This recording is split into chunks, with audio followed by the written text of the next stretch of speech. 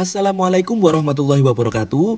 Ya, kali ini saya sedang berada di daerah Panjimatan, Imogiri, Bantul. Ya, tepat di belakang saya ini tangga untuk menuju ke area pemakaman para raja dari Keraton Jogja dan Keraton Surakarta, termasuk juga Kanjeng Sultan Agung dimakamkan di area Panjimatan ini. Imogiri sendiri adalah situs pemakaman yang dibangun pada abad ke-16 oleh Sultan Agung yang menjadi tempat peristirahatan terakhir bagi keluarga Kerajaan Mataram.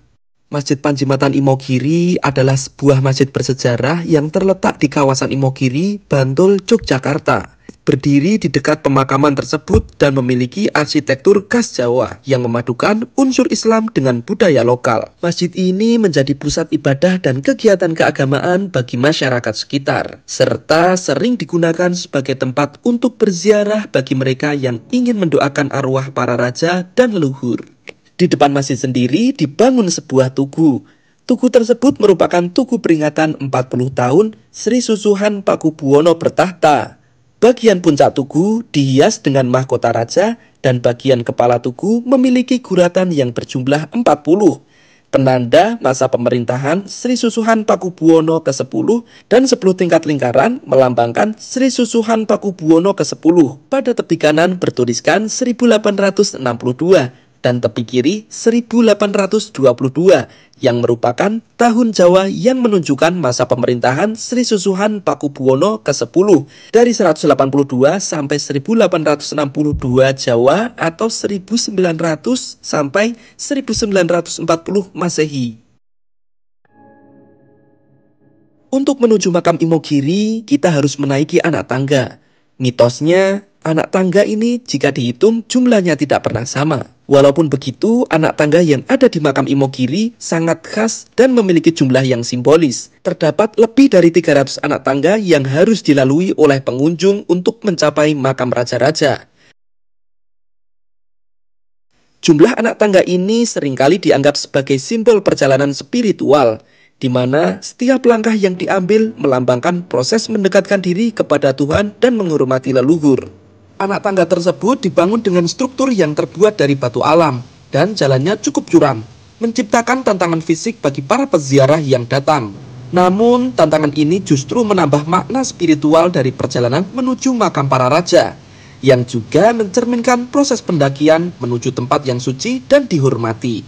Nah, tangga yang berada di sebelah kiri tangga utama ini, tangga menuju ke makam Kiai Moh Mataram 1 sampai 4. Sedangkan tangga yang berada di sebelah kanan tangga utama ini menuju ke makam Kiai Moh Mataram 7 atau Prawiro Mulyono.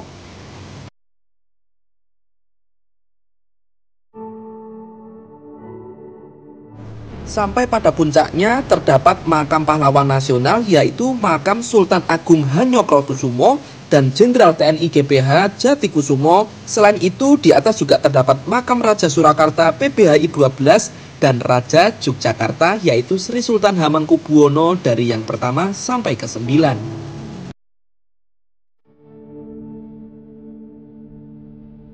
Nah, tampak di sini terlihat ada salah satu anak tangga yang berbeda dari yang lainnya. Anak tangga ini bergelombang. Jadi menurut ceritanya, anak tangga ini adalah makam pengkhianat yang dihinakan dengan cara diinjak-injak.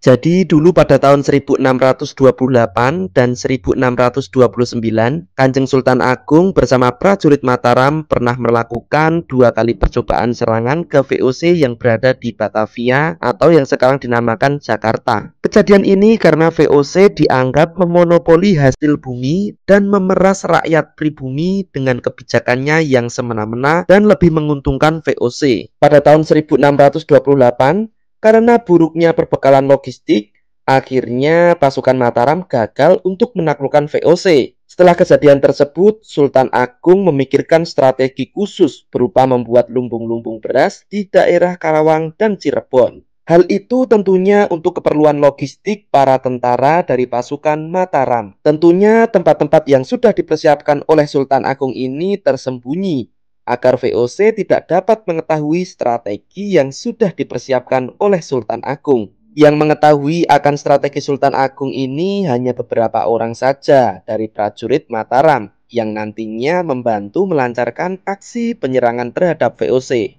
Namun tak disangka, saat peperangan tiba, VOC ternyata mengetahui rencana dan strategi dari Sultan Agung. Kemudian VOC segera menghancurkan lumbung-lumbung padi tersebut. Rencana yang sudah disusun sangat matang dan rapi itu akhirnya terbongkar dan prajurit dari Mataram kalah.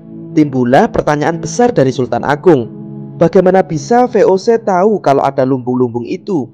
Sementara tempat yang sudah dipersiapkan sangat rahasia dan hanya beberapa dari prajurit Mataram saja yang tahu. Dan pada akhirnya usut punya usut, Kanjeng Sultan Agung mengetahui adanya pengkhianat dari Mataram, yaitu Tumenggung Indranata. Tumenggung Indranata sendiri memiliki nama asli yaitu Ngabei Mertojoyo, adalah putra dari Tumenggung Wiroguno. Tumenggung Indranata adalah seorang punggawa yang pernah membantu Sultan Agung dalam menaklukkan Demak dan wilayah sekitarnya. Jadi gimana bisa ceritanya Tumenggung Indranata mengkhianati Sultan Agung? Jadi penyebabnya karena Tumenggung Indranata diiming-iming oleh Belanda, yaitu akan diangkat menjadi Raja Mataram berikutnya jika Mataram runtuh.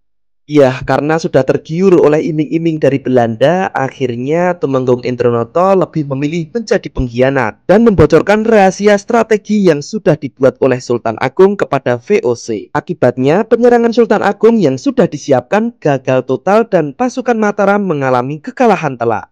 Banyak pasukan dari Mataram yang meninggal atau tertawan oleh Belanda. Dan setelah aksi pengkhianatannya itu diketahui oleh Sultan Agung, Tumenggung Indranata langsung ditangkap dan dijatuhi hukuman yang sangat berat oleh Sultan Agung. Sultan Agung sangat marah dengan sikap yang dilakukan Tumenggung Indranata yang mengkhianati Mataram.